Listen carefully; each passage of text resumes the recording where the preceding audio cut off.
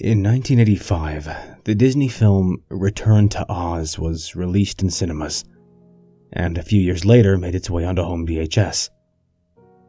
I can't remember how old I was at the time I saw it. Perhaps 5 years old at most.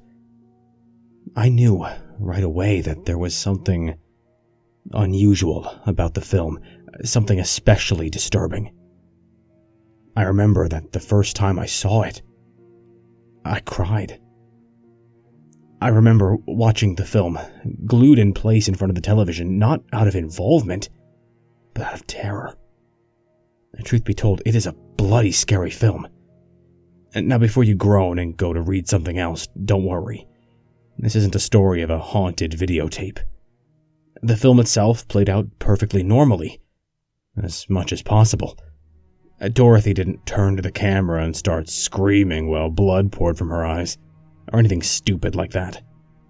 I'm not interested in telling you stupid stories like you've listened to 100 times before. I just want to tell you how I felt when I watched this video, and some of the strange things that it reminded me about. It's a strange story, and I really wonder quite what the producer, Paul Maslansky, was thinking at the time. I know that the power behind the film didn't really rest with him. Instead, it rested with the film's director, Walter Murch. A specialist in sound and editing, Murch worked on editing for films like The Godfather and Apocalypse Now, but Return to Oz was his only venture into directing. I keep thinking that something may have happened to him during production of this film. Maybe something that put him off directing any films from then onwards. But that's just a guess. My mother got a copy of the film on VHS. I remember distinctly because she also had a copy of the old Judy Garland musical version. She loved that film. I was somewhat less impressed with it. The sepia opening, for a child who was used to color television, seemed boring to me. I didn't care for the dancing, and the witch didn't impress me. All the sets looked just too false, and I found myself not appreciating the film. My mother, though, loved it. When I was an adult, she told me about Judy Garland's drug addiction and her gradual fall from Hollywood grace. A story that felt equally tragic to anything on the silver screen. Return to Oz, however, wasn't a sequel. In fact, the only thing that connected it to the musical version was the presence of ruby slippers, which were silver in the original book. But my mother was still excited to see it, so she had asked a friend to find her a copy of the film, and we had watched it. The film tells the story of Dorothy's return to the wonderful land of Oz. Or at least, it should be wonderful, but it really isn't. But she's desperate to go back, and when we first meet her in the film, she is very depressed, miserable, and lonely. The very first image we have in the film is her staring sadly into a dirty mirror. And before long, her family take her to a hospital. At the hospital, which it turns out is more of an asylum, Dorothy is introduced to a doctor. Keen to try out the newly invented electric healing machine, the doctor introduces Dorothy to it, pointing out the machine's features. Here, he explains, pointing to the voltage meter, is its mouth. And here, he explains, pointing to the switch that will send crackling shocks of electricity searing through the young girl's skull, is his nose. She is escorted down into the bowels of the hospital, through tall and towering hallways, and locked within a barren, empty cell. That night, she is strapped to a hospital bed, and whilst the screams of other inmates echo through the hospital, is secured to the electric machine. A storm rages outside, and soon it knocks out the hospital's power, during which Dorothy is rescued by another young girl. Together, they flee into the river at the banks of the hospital, where they drown. Dorothy returns to the land of Oz. She journeys there in the ruins of an old crate, floating down the river. That's the way the story goes. But that's not all that happens. In the old Wizard of Oz film, the one with Judy Garland, Dorothy's house is plucked out of the farm by a hurricane. We all know that hurricanes don't move people from one location and drop them gently and carefully down in another. If she had been a real person caught in a small wooden farmhouse in the winds of a hurricane, Dorothy would have died. And maybe she did, and all the rest of the film was simply a hallucination within her fevered and frantic brain. No, that's just a theory. In this film, in Return to Oz, Dorothy falls into the churning waters of the river, struggling to stay above its surface, her arms splashing, her mouth gasping for air, and then she's in Oz. And for a few moments, everything seems fine. Everything seems quite happy. She finds a talking chicken named Bellina, who offers to travel with her on the way to the Emerald City. Along the way, she finds a tree which distributes lunchboxes, filled with ready-made sandwiches.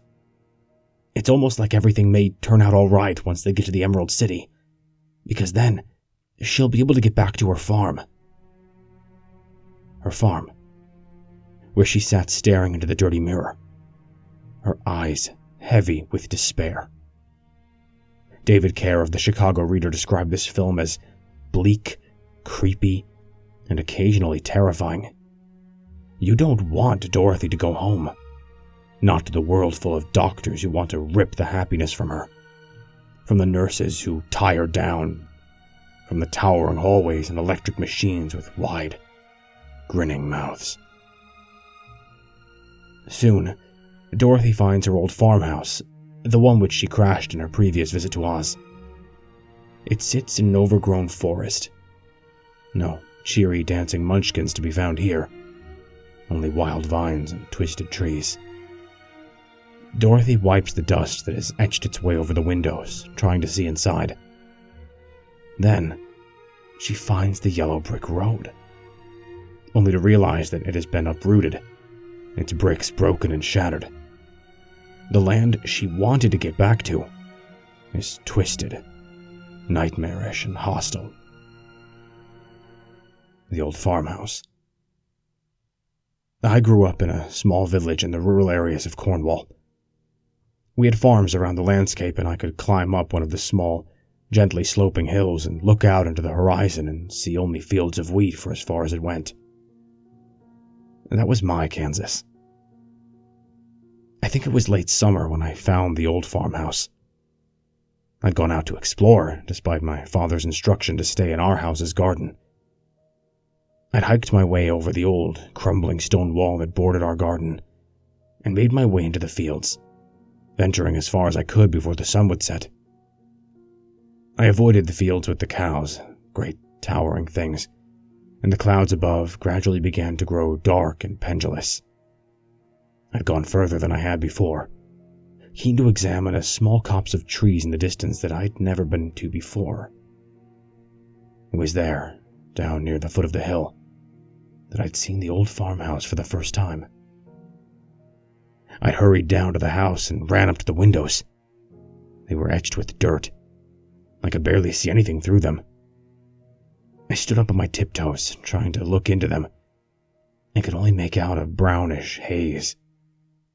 I scrubbed the window, and soon I was able to make out the inside of the house. It was in disarray. Chairs tipped over and a table lying broken in the corner. I could make out a doorway leading into another room, but whatever lay through there was out of sight. It wasn't the same house. The layout was different, and the ruins inside it were different, but in and of itself, the house was almost a perfect fit. It was like my own version of Dorothy's ruined farmhouse, transported here not far from my home. I wanted to get inside. I don't know why, perhaps simply because it was there, or perhaps because I wanted to get further than Dorothy ever did in the film. I pried the window open, and under the house the witch lies dead, crawled inside. It felt warm, as if the air itself was hot. There was a soft hum in the air, which I soon realized was coming from a few buzzing insects. It felt stuffy, as if the summer heat was magnified and made heavy. There were no lights, or if there were, the lights would not come on. The room was dyed a soft, reddish brown from the dust on the windows. I crept across the house stands atop the dead witch as she rots beneath. Wooden floorboards, and sure enough, they creaked beneath me. I looked into the doorway to the other room and found it led into a kitchen. Several items lay in the sink, cutlery and sharp edges. I started to feel sick. I didn't want to be here. The air tasted wrong. There was a smell. Something I'd never smelled before, but I knew it was bad. I turned to leave and wanted to run, but I heard a heavy sound at the doorway and knew it was a footstep. The figure stood in the doorway. A man. The house is marked with death. It sours, and from below the witch was left, her body broken. Stood blocking out the sunlight. He wore a thick, heavy brown coat, the kind most farmers in the area would wear, but his beard was thick and mottled like wire wool. His hair hung in dense clumps, and he stared at me with his eyes, sharp and brutal eyes, with utterly intense hatred. He towered above me, a small child of about 6 years, this giant of a figure. He was holding something in his right hand. I couldn't see what, only that it was sharp and pointed, and stained with mud. Had to be mud. The man opened his mouth and roared at me, his teeth crooked behind his mane-like beard, releasing every echo of the old broken house with his words, "Get out!" I ran. I turned and ran out of the house, charging through the kitchen and pulling myself through the window and out into the field. I didn't slow down for a second. I tripped and fell into the mud at the base of the window, but I didn't stop. I kept running. I didn't look back. I ran over the field and through the trees. I was gasping for air and my legs hurt, but I didn't stop running. Not until I got home. I didn't notice it was dark and that the sun had set, and that the dark of night had covered the village. I slammed the door shut, blocking out the man and the broken farmhouse forever. My father came downstairs when he heard me slam the door, and he demanded to know where I had been and what I had been doing. I didn't want to explain. I didn't know what to tell him, and so I lied. He demanded to know more, ardently, telling me that it was late and that he knew I was lying. When I eventually did tell him, he marched me up to my bedroom and ordered me to lower my pants and lay over my bed, where he removed his belt and thrashed my butt until I was screaming and crying rampantly. He made me promise, on threat of the same punishment being delivered again, that I would not sneak into people's houses again. I was still sore for most of the next day, and I had no idea until years later as to why he had grown so angry with me.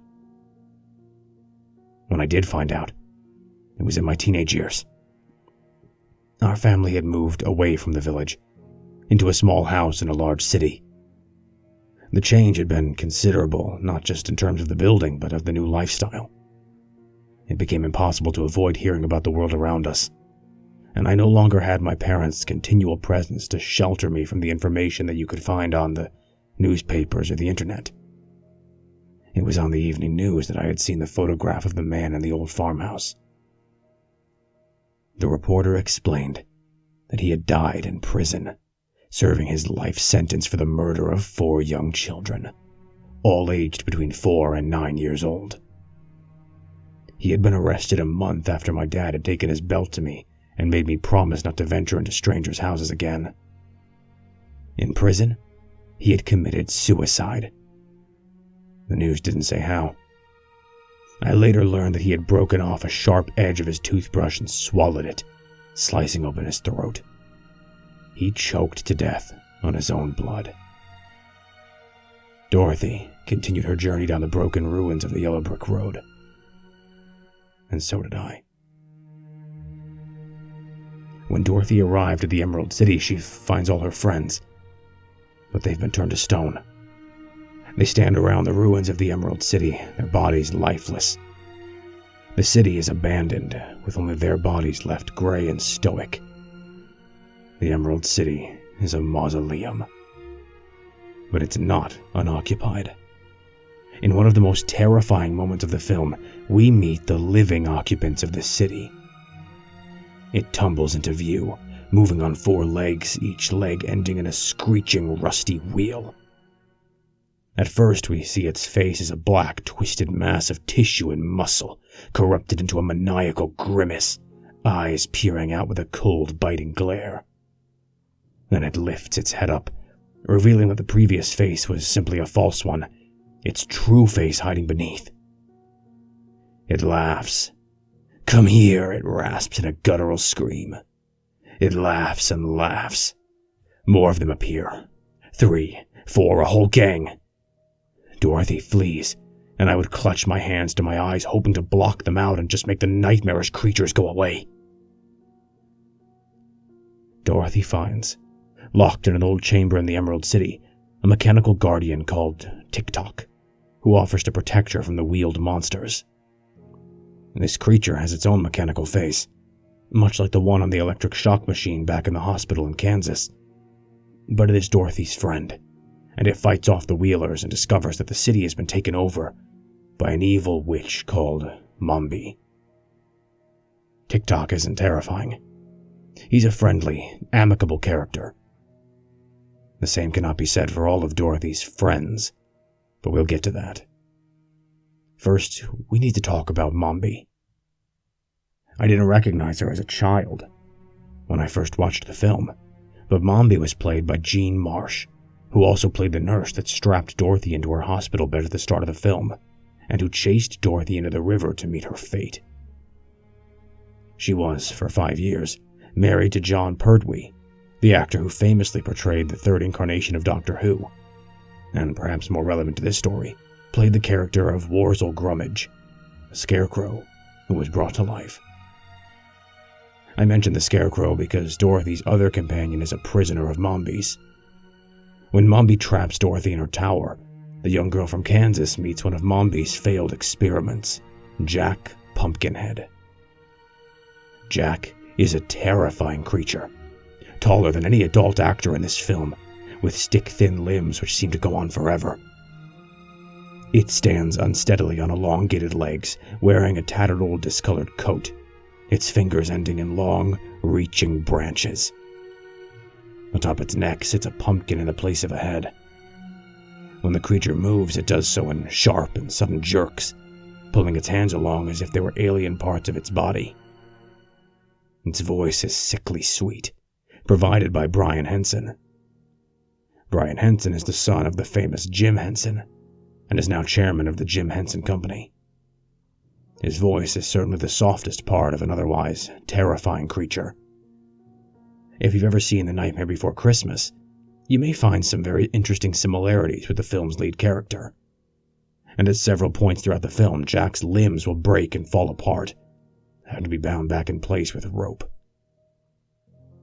Dorothy's only way to escape from Mombi's tower is to steal a powder of life, which the witch used to bring the pumpkin-headed creature to life. She stores the powder in a glass cabinet, along with her spare heads. Yes, Mombi has a collection of heads. She changes them to fit her mood. They sit in the cabinets, looking for all purpose to be asleep, but each head is very much alive. That night, when Dorothy attempts to steal the powder of life from the cabinet, she accidentally awakens one of the disembodied heads. Its eyes snap awake, and in a raspy voice it screams the girl's name, Dorothy Gale. The other heads awake and start to scream. They scream and scream and scream. Their echoing cries wake the witch herself, who rises from her bed, nightgown flowing like a specter, the space on her shoulders where her head should be, utterly vacant. A headless figure stumbling towards the young girl, arms outstretched, all the while her head screamed in terrible unison. We'd been in the city for a year. I'd been enrolled in a new school. It was far larger than I was accustomed to, and some of the boys at the start of the year had been brutally mocking. I was labeled as a farm boy and treated as an outsider. Over the course of the months, though, they had forgotten about my difference, and soon I was simply one of the other school kids. I'd seen him in the schoolyard. I didn't know his name, but he was a bright kid with a splash of sunlight blonde hair. I think he must have been about 11 years old, but to my young eyes he could have been older by an infinite number of years. He was a big kid. As a big kid, I tried to avoid him, because he and his friends were loud and boisterous. He was in the upper years of school, and as a result he didn't have to wear his uniform. None of the upper years did, and so the big kid would wear whatever he wanted, usually a white t-shirt and jeans. I don't think he'd ever spoken to me. I barely even noticed him. But because of what happened, I remembered him. It was summer. I was off school during the start of the summer holidays. It couldn't have been more than a week since school had stopped, and it was still a few more weeks before we were due to head away to the seaside to spend our holiday in the sun. It was already a nice enough day. The sun was warm, and there was a cool wind, Dorothy Gale, in the air. My mother had taken me into the city center earlier that day, as she had wanted to pick up a few items from the large post office where packages were sorted. I was feeling rather sour, as my mother's venture out to do the daily shopping had interrupted my time for watching morning cartoons. Nevertheless, I had trudged along, on the promise that if I behaved, we could rent out a film from the video rental store that evening. It had been a long time since we'd rented out Return to Oz, and the film had faded from my memory. I was excited. I was keen to see what we could find in the dark little video rental store. My mother was already certain that she wanted to rent out the Judy Garland musical version of Wizard of Oz and relive her love of the classic. This was years before blockbusters came here to England, and video rental stores were still small little stores owned by enterprising individuals looking to break into a new market. My mother parked the car just a few yards away from the store, and we got out. The wind, Dorothy Gale, was starting to pick up, and it was starting to feel a little cold. I grabbed my coat from the backseat of the car and pulled it on. My mother looked over at me and said, "I'm going to pop into the bakery for a moment." The bakery, I should mention, was on the street corner, 2 stores from the video rental shop, with a small barber shop between the two. "Wait here," she indicated to the front of the video store. I waited. I wasn't going to argue, and I certainly wasn't going to disobey. The promise of watching a new film that evening was enough to ensure that.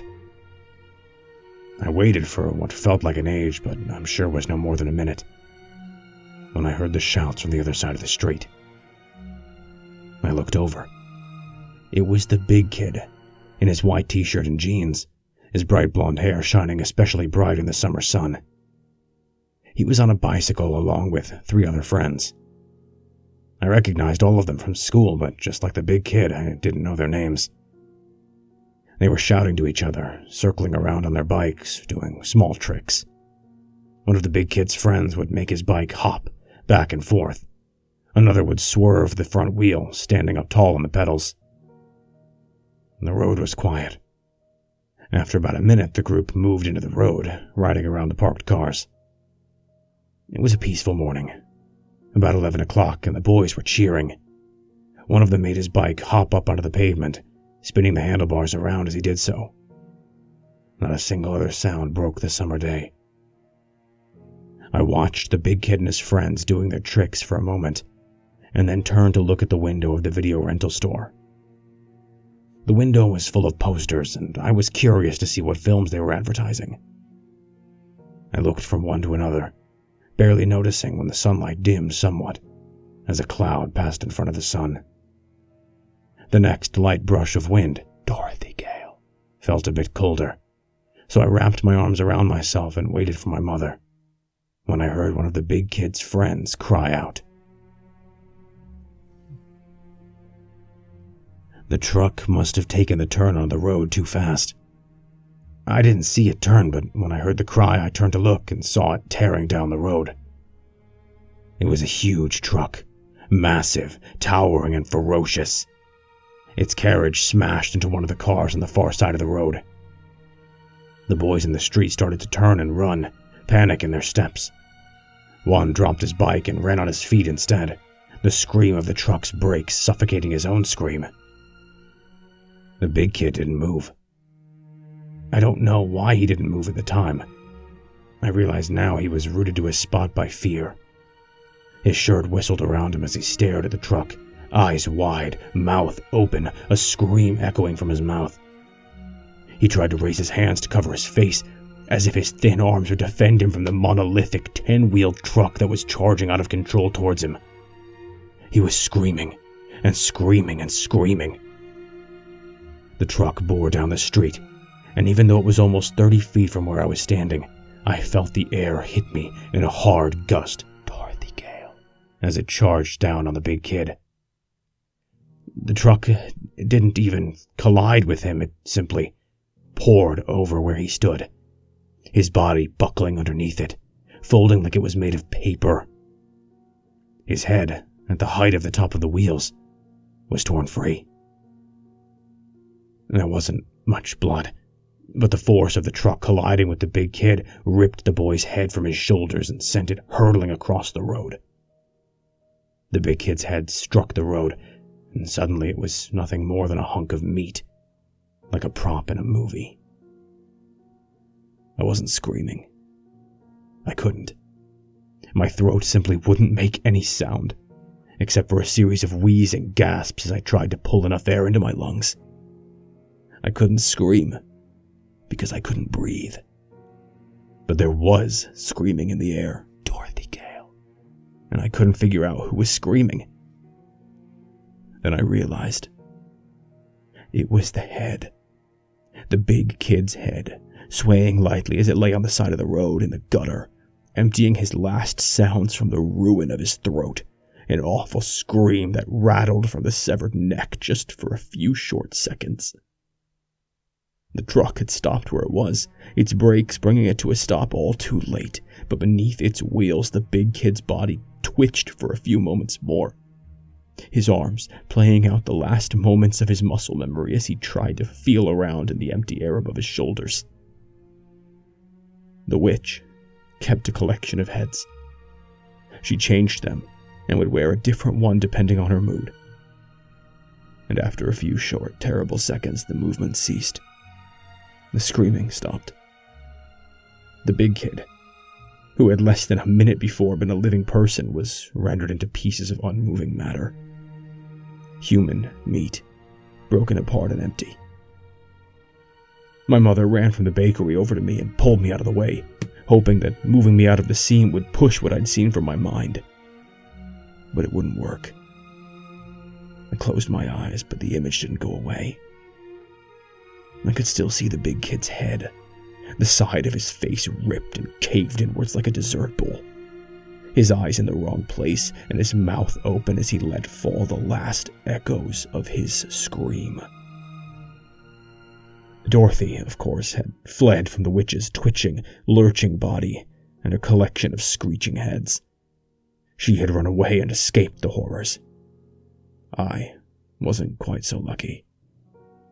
Some things I couldn't escape from. It would hold me in place and exist in the space between the blinking of my eyes.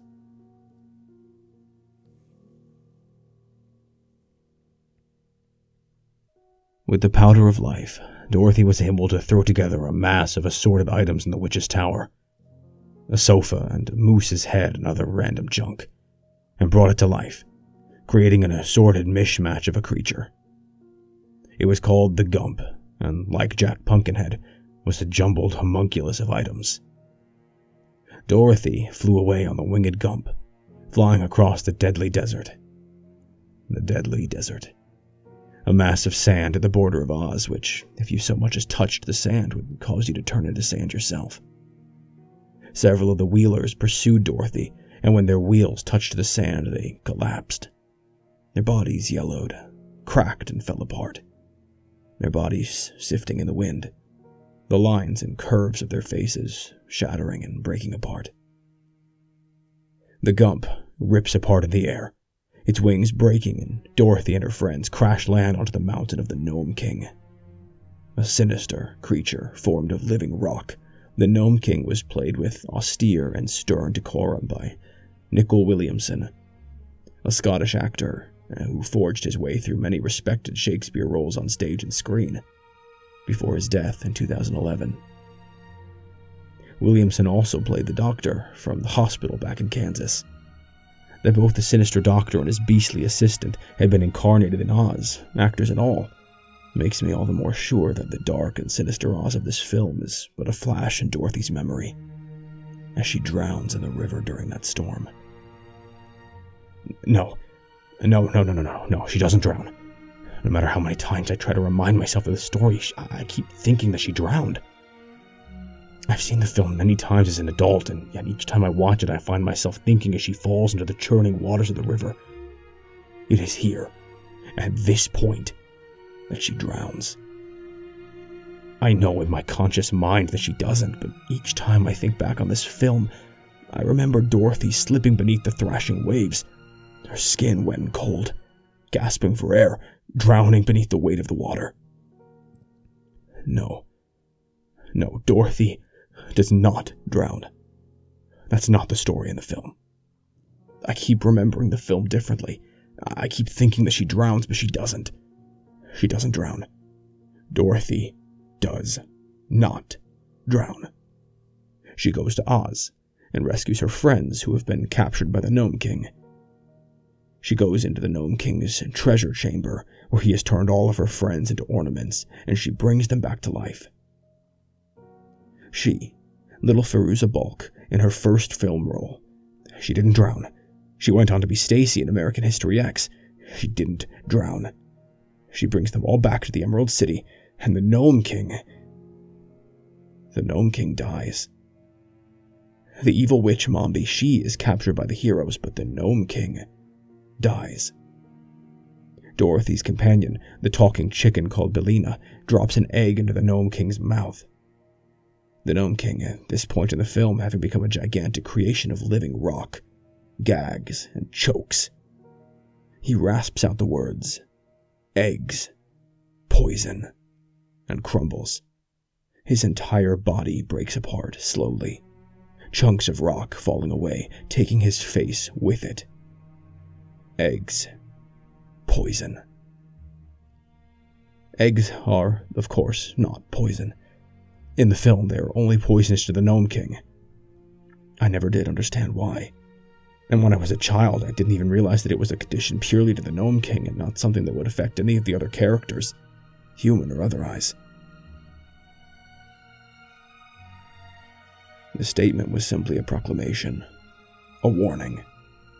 Eggs, poison.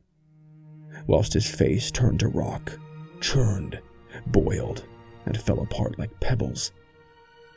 Poison. My mother served me a plate of scrambled eggs for lunch. This was 2 weeks before we moved to the city, away from our village home. I had lived in this small village for my entire life.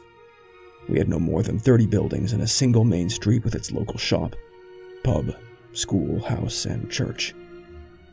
Surrounded as we were by farmland, a large number of our local produce was agricultural. Local beef, pork, and eggs. I pushed the plate away. "Not hungry?" asked my mother. I shook my head. Poison. I found the nest during summer. It was hidden in the roots of an old oak tree near the back of the church hall. It had been built by some of the stray chickens who had nestled down amongst the gnarled and twisted old roots of the rotting tree. I'd found it one morning whilst on my way to school. It had been raining the night before, and my rubber Wellington boots were flecked with mud. It was the sound I heard first, a bleating cry. I stepped through the soggy grass and leaned closer, peering through the shadows of the old tree roots. The nest was wet and full of dirt. 2 chicken eggs sat in the dirt, their surfaces glistening from the rain. The third egg lay in pieces. Bits of its shell hung like a deflated balloon. The infant chicken had been born too early. It was premature and half-formed. Its body looked like a mess of wet string. Its skin was oily and black and seemed to be made of muscle fiber. Its head was too big for its neck and hung limply to one side. Its eyes opened far too wide. It was twitching, as if on a string, trying to breathe, struggling to live. The rest of it was only partly there. It was a premature birth, a fetus of a creature more muscle and tissue than life. Its egg had cracked and spilled the chick into the world, rejecting it. Poison. We didn't have a cafeteria at school. It was too small a building. Instead, the local store would send a van to the back of the schoolhouse where the teachers would collect our meals and bring them to the gym hall, which also doubled as the auditorium, despite it being significantly too small to qualify as one. We sat and ate our lunches, those who got our lunches from the school van, and those who brought a packed lunch together. My mother had made me some ham sandwiches, with the crusts cut neatly off. I sat with 3 other kids from my class. Chris was a keen football fan and would usually rush through his lunch in order to finish early so that he could hurry into the yard and kick a ball around for a while. Josh was a quiet, bookish sort who had long black hair and a set of strong braces which shone every time he smiled. And then there was Gary, who didn't speak much, but followed the rest of us around quite eagerly. I chewed on my sandwich for a while, not really speaking. Chris was talking eagerly about the football match that he'd watched on the television last night. I didn't care about football, and his descriptions of kicks and goals seemed almost like an alien language to me. He took a bite out of his sandwich and continued to talk, spraying bits of food as he did so. I turned to Josh, wanting to tell him about the nest that I'd found. I told him about the chick, laying, squirming in the muddy ground, gasping for life. Josh shook his head. "All chickens are little when they're born," he said.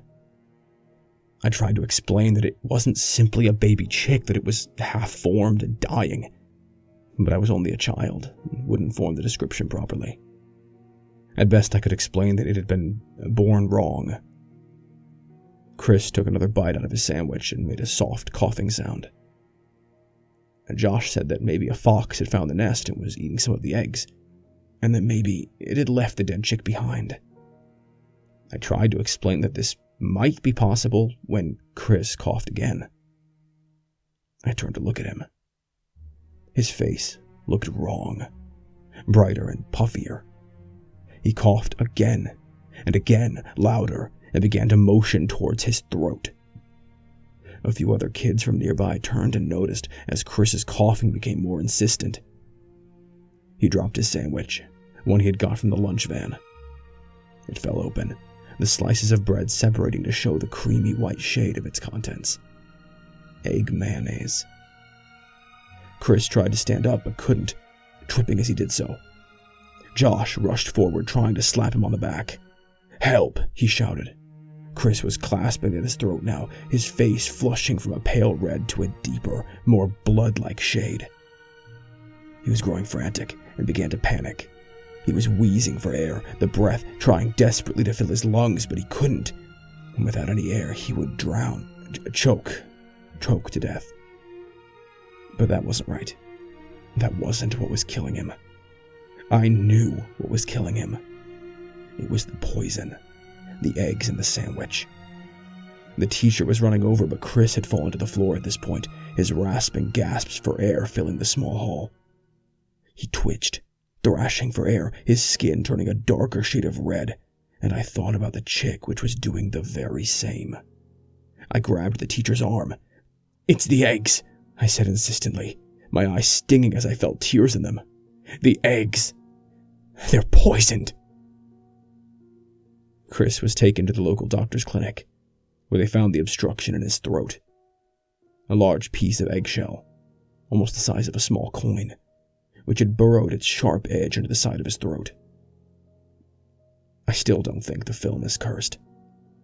The whole cursed movie thing doesn't work, not in reality. It may have been the director's only movie, but that doesn't mean anything about it was unusual. I don't think the video I watched was haunted. No, this definitely wasn't the movie that was haunted. It was me. By the time she goes back to Kansas, Dorothy's journey is over. She has found the rightful heir to the throne of Oz and helped her reclaim the world. We learn that the hospital burned to the ground during the storm. The doctor died in the fire, burned to death. The Gnome King died, so did the doctor. Both characters, both played by the same actor, with the same fate. But Dorothy was home, and she was wiser and more confident now. Her sadness was gone. She could carry the memory of Oz with her forever.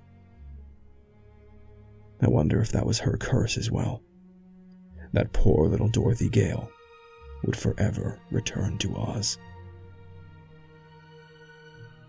I stood on the road where the truck had struck and killed the blonde-haired kid. This was about a month ago, when I was in the city for business. I had just finished a new project, the shooting of a new film. When I was 12, I watched a movie called Cinema Paradiso, a classic of modern Italian movies. It follows the story of a man who grows up in a small village, and to who the local cinema has a major impact on his life. He goes on to grow up to become a respected film director. There are similarities between our lives. When I had finished my 5th feature film, I'd begun to wonder just what kind of influence the films I had watched as a child had had on me, how they had shaped me into who I was. The character in Cinema Paradiso is bolstered by these. They give him strength and a means of escape. For me, there was one film that terrified me. And that's what brought me back to the street where the big kid had died in the truck accident. It was only coincidence that had brought me here. I had 2 weeks to go until editing would begin on the film, and I needed a break. A way to clear my head. The editing was due to take place in our main studio, but by sheer coincidence, my hotel wasn't too far from where the truck accident had occurred. That evening, I walked to the street. I thought it would maybe look the same. I didn't really know what I hoped to find. I didn't want to drown out my memories. Maybe I just wanted to see them one last time, in order to say goodbye. The video rental store was long since gone. The bakery was still there, though. The young man behind the counter told me that he couldn't remember a video rental store being there on the street ever since he had moved to the city some 7 years ago. Time had changed. I had expected to still see the marks of the tires from the truck in the road. I didn't. No black scorch of burned rubber, no dash of blood in the gutter where the head had landed. The city had changed. It had moved on. Only my memory remained. There was one last place I had to go. My home village in Cornwall had changed, perhaps more drastically. I drove there in my white sedan, and when I pulled up to the village's main street, I realized that time had ravaged the place far worse than any hurricane could. I was determined not to let the weight of time dissuade me from what I intended to do, though. I parked my car and looked around. I tasted the air and looked around. I drove through the smooth hills which were once full of wheat, but were now empty. My Kansas was gone. The air tasted different.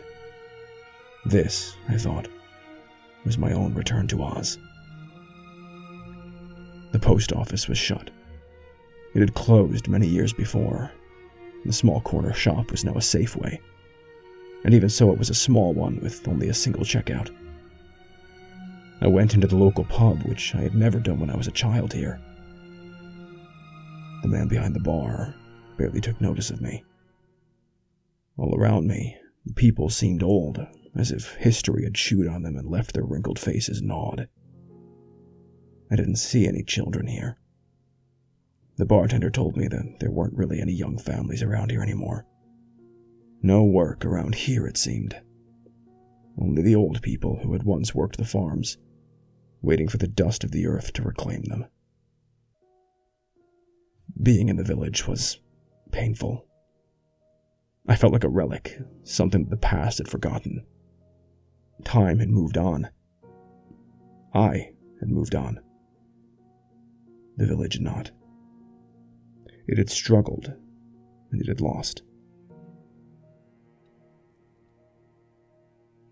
I didn't want to stay for too long. I knew I wanted to make this quick before being here became too painful, before the ghosts of my memories began to hurt me. I left the pub and started on my walk. The school was the closest, so I went there first. It was a poor decision. The building itself was barren. The sign at the front with the school's name that had once been boldly etched on it had been taken down. The building was abandoned.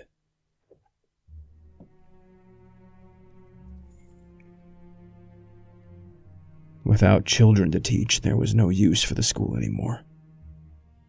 I learned from the man who had owned the local pub that the hall where Chris had choked on the broken piece of eggshell so many years before was still occasionally used for village meetings, but the classrooms had long since been abandoned. I walked around the building, peering into the rooms. They were all barren, emptied of furniture. No desks, no chairs. One held an old blackboard, its surface covered with dust. When I got to the church, I realized before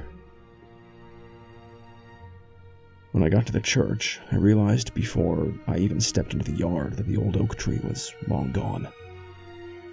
I found an old priest with a shock of dirty white hair tending to the front of the church. When I asked him about the tree, he told me that it had caught a disease several years before and was cut down. I walked into the yard and, sure enough, found the old, dry patch of ground where the tree once stood.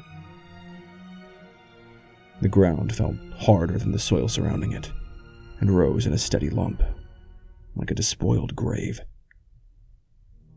The old farmhouse had been demolished. It had been concreted over, as if to prevent anyone else from building there. At the foot of the hill, a large square patch of gray concrete was almost lost among the tall grass. I almost stumbled across it because the years had pushed the details of the location from my mind. When I found the patch of concrete, I half expected to find a small plaque as well. Perhaps a dedication to the 4 children who had been murdered and buried there. There wasn't one. The concrete itself was cracked and old by then, with bits of weeds and long grass peeking its way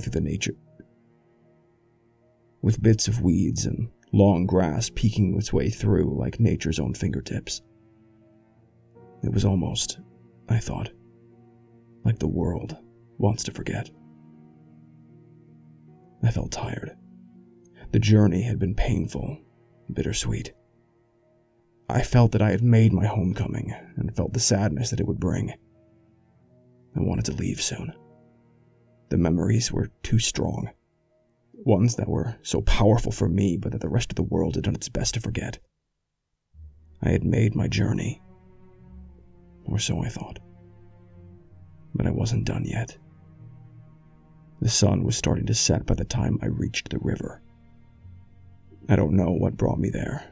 I had no idea what guided my steps. I'd forgotten that the village had a river.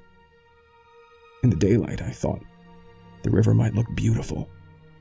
But with the sun starting to dye the sky red and slip down towards the horizon, the undercurrents of the water looked dark.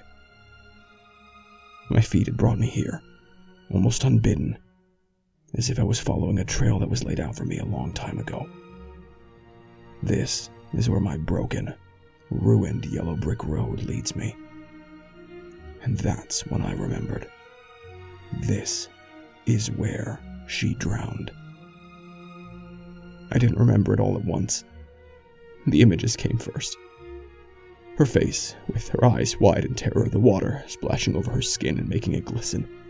Her mouth full and unable to take in enough air. Her short black hair slick against her scalp in utter disarray. The water kept washing over her face, the dark cloak of the current covering her for a few fleeting moments before she broke the surface again, only to dip back into its icy embrace again. I was on the bank of the river. I was clasping onto her arm, but it was cold on a winter's night and her coat was too wet and I was wearing gloves, and she kept slipping. I couldn't hold on. I couldn't get a good grip.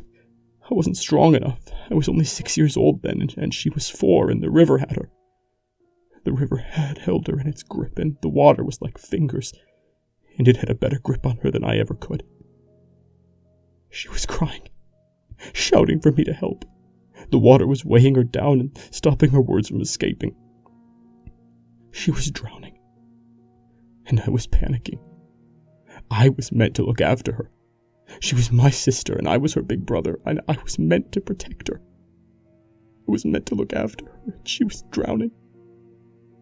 She had fallen in and hit the water with a splash, and that splash was so loud that it had broken the world. And I'd forgotten. Maybe not forgotten. I think my mind had forced the memory out. It knew I couldn't cope with it, not when I was just a little boy. I remember my parents and their tears and the ambulance that was called, and my parents telling me over and over that it wasn't my fault. But it was. I was still that little boy who had made himself forget that he was standing on the riverbank, clutching onto the girl's arm as she drowned. This, I realized, was why I had come here. I needed to make myself remember. I had to find the source of my fear. Remember what it was that had kept this moment from my mind. She drowned. In the river, she drowned. I hadn't remembered it. I had made myself forget, and that memory had seeped out into the movie. That, I realized, was my secret. I'd kept it all locked up inside me, but the memory had found a way. My little sister's ghost wouldn't be forgotten. Each time I thought of that damnable movie, each time I tried to remember Return to Oz, I remembered Dorothy Gale, drowning in the river. But it wasn't Dorothy. It had never been Dorothy. It had been my little sister. And she was my ghost. Not some sinister, skulking figure that thirsted for revenge, but she had been there, always in my shadows, haunting me until I made my own journey into the past, made my own Return to Oz. That film was important to me, I knew it now. I'd never be free from it. Even when I tried to say goodbye, when I spoke my lost little sister's name on that riverbank, I knew she would follow me forever. I couldn't leave her behind. I couldn't lock her away again. Return to Oz bound us together forever. Because my mother, who had loved Judy Garland, had named my sister Dorothy.